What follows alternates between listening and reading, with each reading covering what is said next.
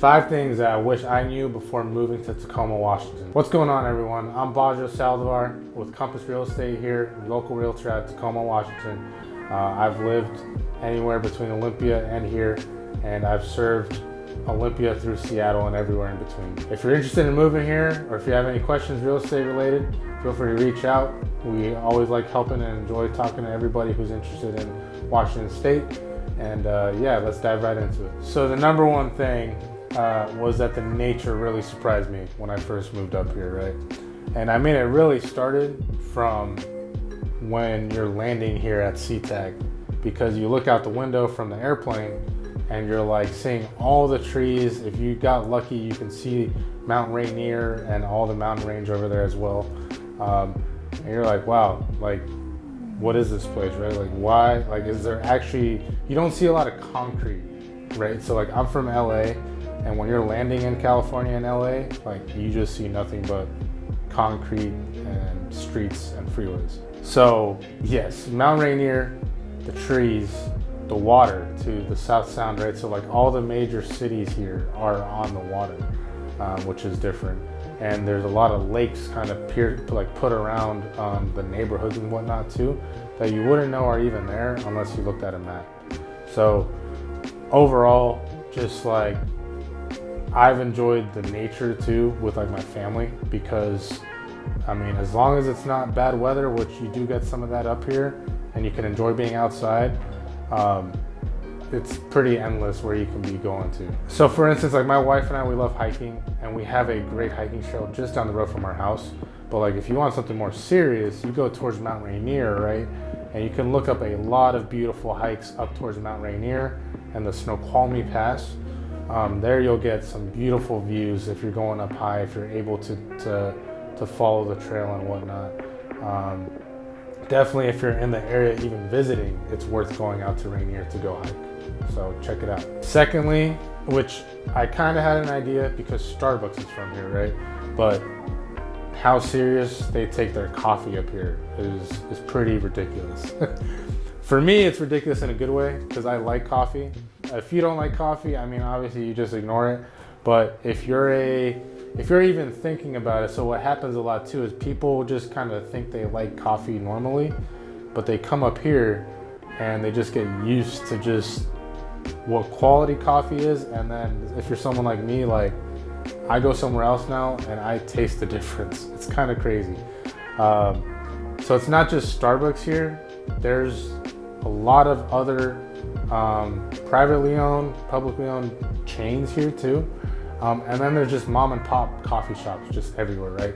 And the kiosks are very popular here, where it's just drive up, drive in. Not even if you're thinking of like, oh, I'm gonna go do work inside somewhere. Like, yeah, you have a lot of those as well, but the amount of just drive-through coffee staples are crazy. Now, if you do want to look, obviously, and you're up in Seattle, like, you can go to the first Starbucks right there by Pike's Place. That's pretty cool to do, right? But something else to check out are the Starbucks Reserve coffee shops. So there's multiple of them up there. I believe there's 2, maybe 3 up there. It's almost like if a normal Starbucks was just a normal hotel, and then the Reserve ones is like a luxury hotel type when it comes to your coffee, right? You walk in and it's like a bar setting for coffee. Definitely check those out if you're in the area. They're pretty cool, they're unique. And I know they're popping up in other cities now too, but they obviously started here. And yeah. So another thing I wish I knew when I moved up here, right, is commute times. So I personally was not too surprised or too set back, because I'm a California native and I was born and raised in LA, which I'm used to traffic, right? But there's different types of traffic. So like, here, it just seems like for whatever reason, everything takes like 25-30 minutes to get to. And I think I try to make sense of it to myself, where I'm just like, I think there's a lack of freeways, so there's only 1 or 2 ways to get somewhere. And then obviously, once you get to a certain exit, you gotta take the streets, right? And then throw all that in there with when the weather gets bad and it rains a lot here. So when it rains a lot here, you know, people are more cautious. You drive a little slower, take a little more time to get places. I mean, unfortunately, there's some more accidents too when the weather's that bad. But that's just the nature of the beast sometimes. But yeah, commute times, you really just got to get used to them. Depends on where you work, depends on where you're trying to get to. But like I said, just look, and even on the map will kind of show you, right? Like everything is just built around, it's called, the I-5 corridor. Like everything is really just stemming off the 5 freeway because that's the main, just north and south. There's only like one, maybe two other options once you get closer to Seattle to go north-south. Aside from that, there's not many other highways to get to, which causes the commute times to just kind of get backlogged sometimes. So number 4, and what I wish I knew coming up, was just the job opportunities and the job market up here. So I did kind of read up a little bit more when I got here on just what's growing, right?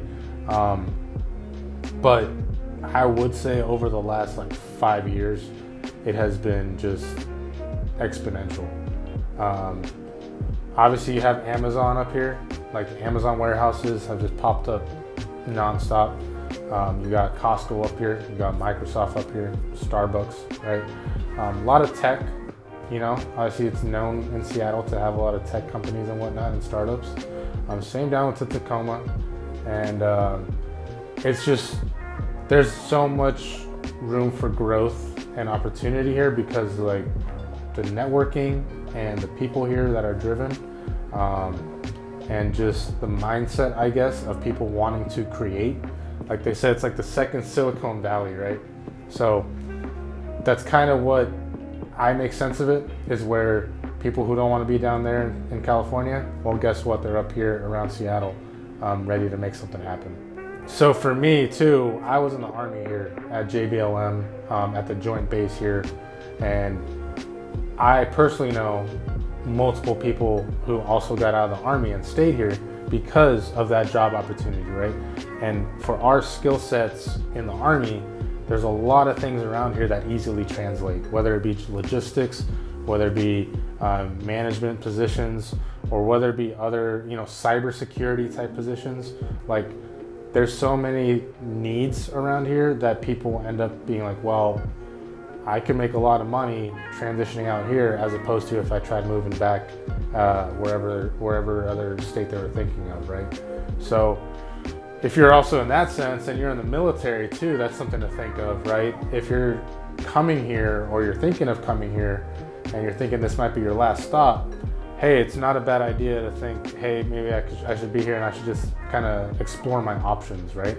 And see what's out there. So definitely take a look.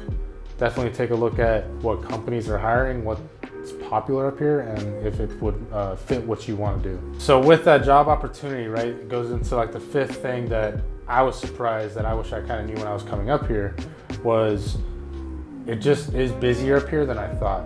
So again, I grew up in LA and then I moved to New York, to West Point for college, which also it's when I wasn't there in New York, in West Point, sorry, and I was going more through the East Coast cities, what have you, right? So New York City, Philly, DC.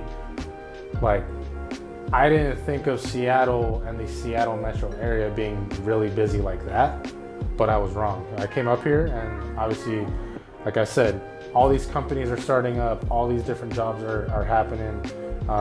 You got the mix of that mixed with the military, with the giant joint base, that it's one of the biggest joint bases in the world. And you just have, another melting pot and just a lot going on here. And like I said, the people are driven. And so it's a pretty fast, active lifestyle here that I did not expect, that I did not think of would be like that. But obviously it's good. I think it's good.